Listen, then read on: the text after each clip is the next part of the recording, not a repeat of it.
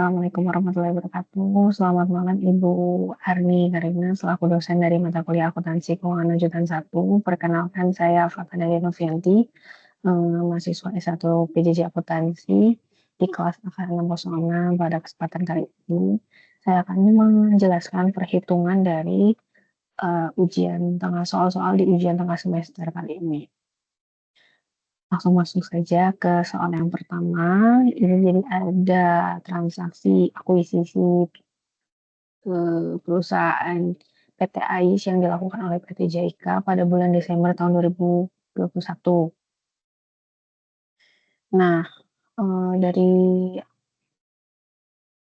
transaksi ini ada ketentuan-ketentuannya.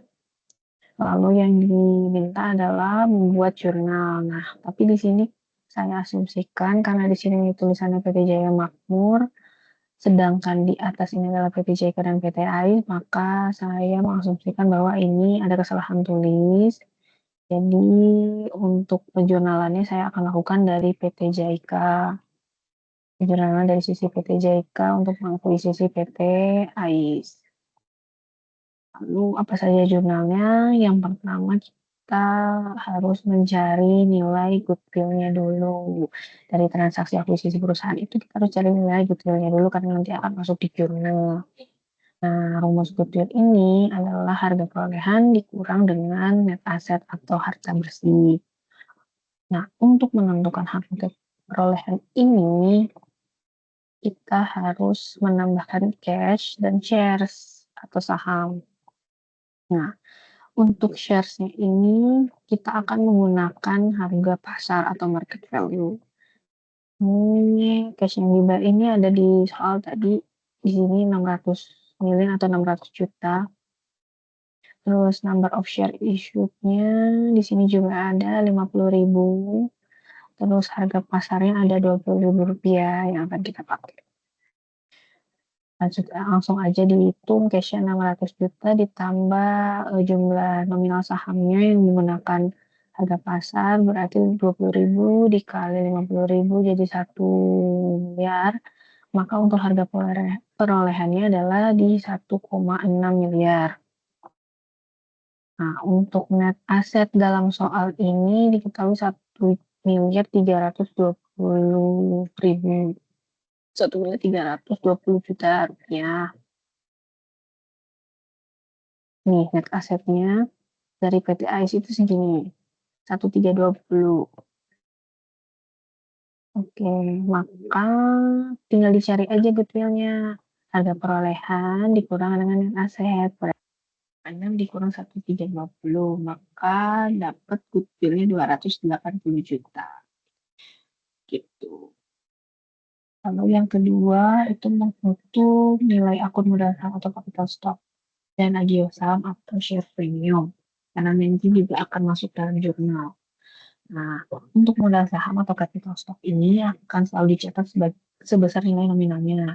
Nah, dalam hal ini PT JIK menerbitkan 50.000 shares dengan nilai parnya Rp10.000. Maka nilai akun modal sahamnya atau capital stock yang akan muncul dalam jurnal akuisisinya adalah Rp500 juta.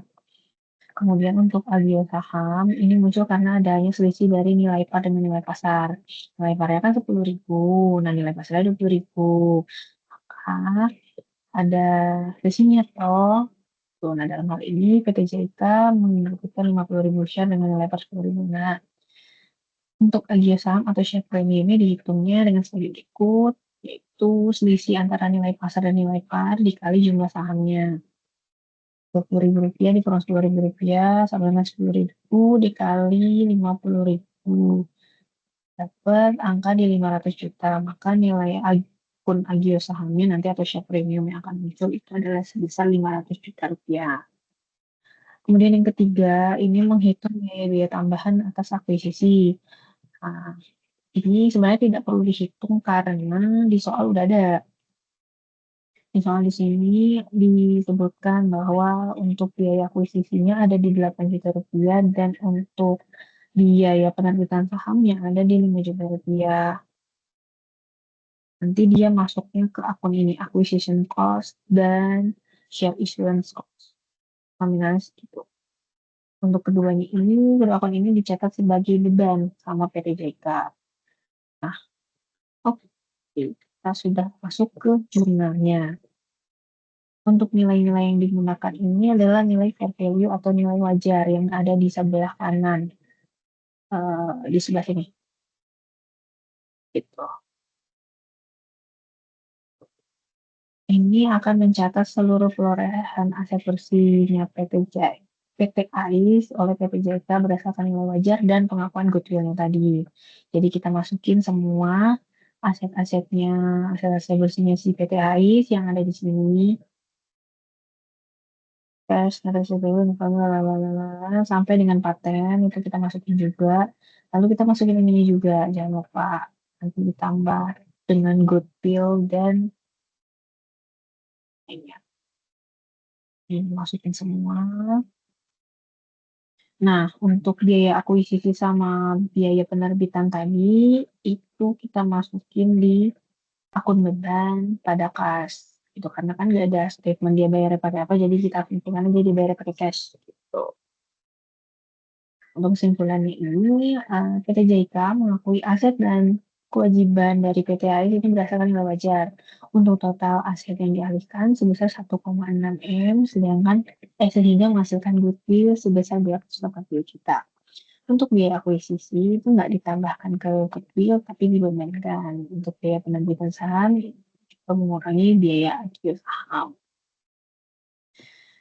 Kemudian untuk soal yang nomor 2, untuk soal nomor 2 ada transaksi dari PT Merapi yang uh, mengakuisisi 100% dari sahamnya si PT Tubagus. Jumlahnya ada segini, ini dalam dolar. Lalu diminta untuk menyiapkan jurnal dari sisi PT Merapi atas investasinya di PT Tubagus di tahun 2000X1 menggunakan metode modal atau metode equity dan metode biaya atau metode cost method. Kalau yang kedua, menyiapkan elimination and reconciliation entries atau jurnalnya menggunakan metode equity. Untuk menjawab soal satu, kita langkahnya adalah merincikan dulu apa saja nilai-nilai yang diketahui.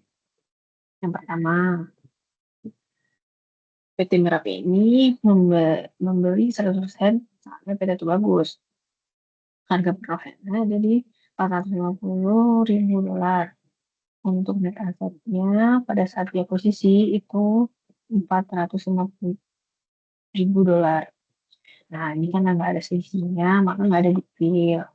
Selisih antara harga perolehan aset ini kan tidak ada nol, maka nggak ada goodwill. Kemudian kita harus mencari net income-nya dulu. Net income dari PT Tubagus. Nah, untuk mencari net income-nya bisa dengan cara sales dikurang COGS sampai expenses. Jadi dari salesnya si Tubagus ini dikurangi COGS, mana ini 100, ini kan Tubagus. 100 dikurangi, ya dikurangi 40, expenses ini, dan expenses ini. Nanti ketemu untuk net income-nya sebesar 158.000 dolar. Untuk dividen dari PT Tubagus ini ada 5.000 dolar. Ini juga ada di soal dividen declare-nya 5.000 dolar. Nah, tapi untuk nilai akun investment itu bagus di trial balance di atas ini sebesar 325 dolar dikoreksi karena nggak konsisten dengan data akuisisi dan metode kualitas. Kemudian soal yang pertama, menjurnal investasi PT Merapi menggunakan metode equity dan metode cost. Untuk metode equity, laba PT Tubagus ini menambah akun investasinya PT Merapi. Sedangkan dividen yang dideklar sama PT Tubagus itu akan diperlakukan sebagai pengurang investasi. Untuk jurnalnya sebagai berikut. Di 1 Januari, ini dilakukan pencatatan investasi PT Merapi. Jadi akunnya yang muncul ada investment in PT Tubagus sebesar 450.000 dolar pada kas. Lalu di tanggal 31 Desember 2001 ada transaksi mencatat nilai laba bersih PT Tubagus yang diakui oleh PT Merapi. Laba bersih yang tadi kita hitung. masukin jurnalnya di investment in PT Tubagus, pada income from PT Tubagus sebesar $158.000. Kemudian di tanggal yang sama juga ada transaksi untuk mencatat penerimaan dividen yang diakui oleh PT Merapi. Nah, dividen ini akan menjadi pengurang dari nilai investasinya si PT Tubagus. Maka akun investment ini akan kita taruh di kredit kas sebesar $5.000. Itu untuk metode equity. Nah, kalau metode cost, investasi itu tetap dicatat sebesar biaya perolehan dan pendapatan itu diakui ketika dividen diumumkan. Maka jurnalnya adalah sebagai berikut. Untuk tanggal 1 bulan Januari, ini mencatat investasinya sama seperti yang di atas. Lalu untuk yang kedua, ini tidak ada yang adanya mencatat penerimaan dividen. Nah, dividen yang diterima ini dianggapnya sebagai penghasilan. Maka di sini akunnya akan muncul cash dan dividen income sebesar $5.000. Kemudian yang kedua, membuat rekonsiliasi antara akun investasi PT Merapi dengan yang ekuitas PT Tubagus dan jurnal eliminasi atas laporan keuangan konsolidasi dengan metode equity dan metode cost. Untuk rekonsiliasi akun investasi PT Merapi dengan ekuitas PT Tubagus bisa dilihat sebagai berikut.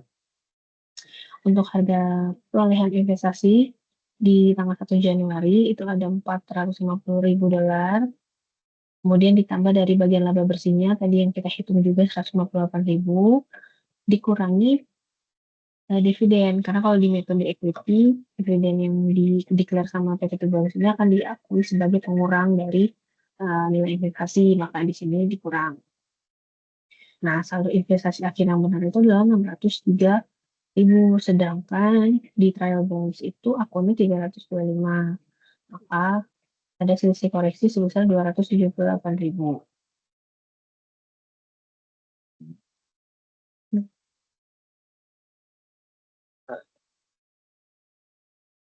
Kemudian karena PT Merapi ini memiliki 100%-nya PT Tubagus, maka nggak ada kepentingan mempengendali. Selain itu, harga perolehan sama dengan nilai buku aset bersih, jadi nggak ada goodwill dan tidak ada amortisasi atau penyesuaian diferensial. Untuk menjaga konsistensi dengan harga perolehan $450.000, ekuitas awalnya PT Tubagus ini harus dieliminasi, direkonsiliasi menjadi common stock sebesar $270.000 dan return earnings awalnya $180.000. Nah, untuk jurnal eliminasinya sebagai berikut. Di tanggal 31 Desember 2001, ada transaksi mengeliminasi pengakuan laba anak perusahaan atau yang akan diakuisisi PT Tubagus pada pembukaan induknya atau PT Merapi. Jadi yang dicatat seperti ini. Ada income from PT Tubagus besar tadi labanya 158, terus yang dikredit investment in Tubagus sama nilainya. Lalu transaksi kedua mengeliminasi dividen anak yang sudah mengurangi saldo investasi yang dividen 5.000 tadi. Lalu yang ketiga ada mengeliminasi investasi induk terhadap ekuitas awal. Nah, kalau stok di situ bagus awalnya kan $270.000 ada di trial balance yang di atas 270.000. Terus untuk return earnings awal itu bagus 180.000. Nah, ini investment itu bagusnya kita habiskan kan $150.000 sini. Lalu untuk rekonsiliasi eliminasi investment in itu bagus bisa dilihat sebagai berikut. Nah, saldo investment itu bagus belum dieliminasi kan 603.000. Nah, dikurangi entry 1 tadi eliminasi laba anak. Entry I ding ini bukan satu income maksudnya. Entry I income 158.000. Kemudian entry D atau dividen ini 5.000. Terus ini yang ditambah ya dividen ini ya karena kan di investmentnya di atas akunnya di debit maksudnya. Terus dikurangi entry S itu mengeliminasi ekuitas awal anaknya sebesar 450.000 dolar. Nah, maka saldo investment itu bagusnya kosong karena kan sudah 100% dimiliki oleh PT Merapi. Kesimpulannya, setelah jurnal eliminasi, saldo investment itu bagus menjadi nol di laporan konsolidasi. Hal ini wajar, karena kan dalam laporan konsolidasi, hubungan induk anak dipandang sebagai satu kesatuan ekonomi. Jadi PT Merapi sama PT Bagus ini udah jadi satu kesatuan ekonomi. Sehingga investasinya nggak lagi disajikan. Kemudian ada soal nomor 3. Ini kita disuruh untuk menjelaskan untuk penggabungan pada studi kasus Bank Mandiri yang dikaitkan dengan teori akuntansi keuangan lanjutan.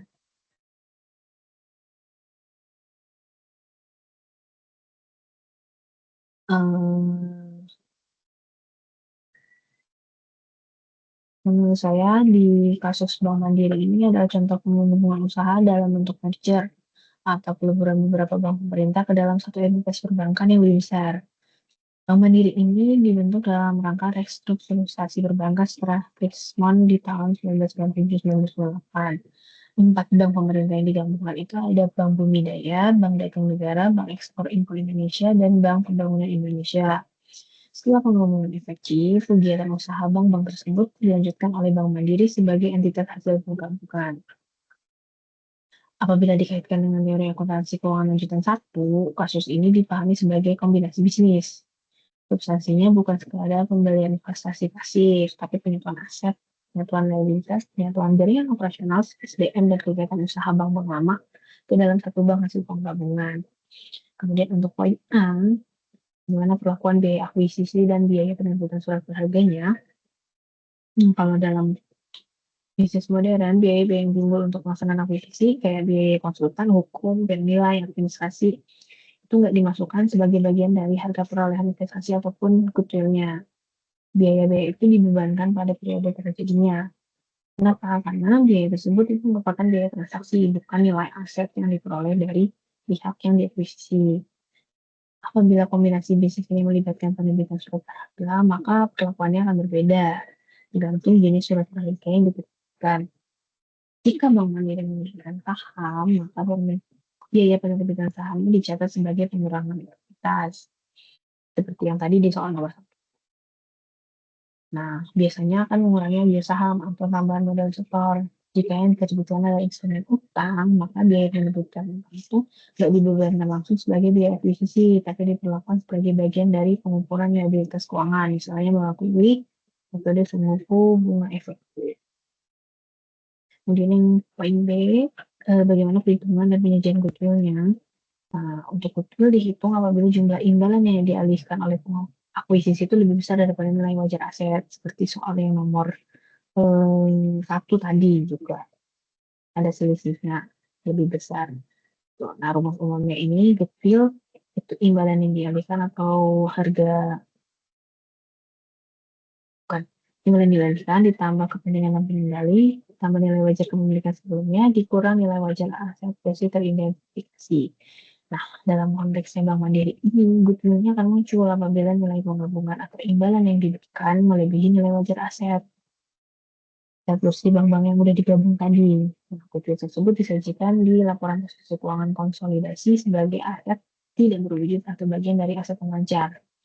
Nah, setelah diakui, goodwill ini nggak diamortisasi secara rutin, tapi diuji penurunan nilainya ketika terdapat indikasi impairment atau sesuai ketentuan standar berlaku. Untuk PJ, pada kasus lama pembentukan Bank Mandiri, saya memahami bahwa penggabungan tersebut lebih tepat dipandang sebagai merger, bukan sebagai investasi biaya yang terus dicatat dengan metode ekuitas atau metode biaya. Untuk dalam kasus Bank Mandiri ini, bank-bank lamanya dilebur dan aktivitasnya dilanjutkan dalam satu investasi penggabungan, itu ya Bank Mandiri.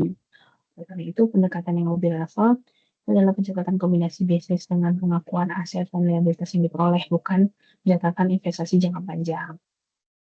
Nah, yang poin D, apabila pertanyaan diarahkan pada bank mana yang memiliki pengaruh signifikan, itu menurut saya tidak ada bank lama yang secara sendiri-sendiri dianggap punya pengaruh signifikan terhadap bank lainnya.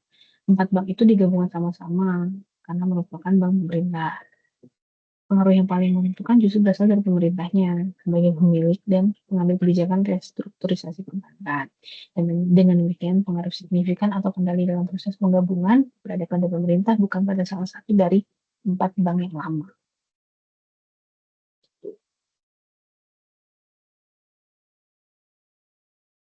Demikian ini jawaban atas soal-soal UTS yang sudah saya bicarakan.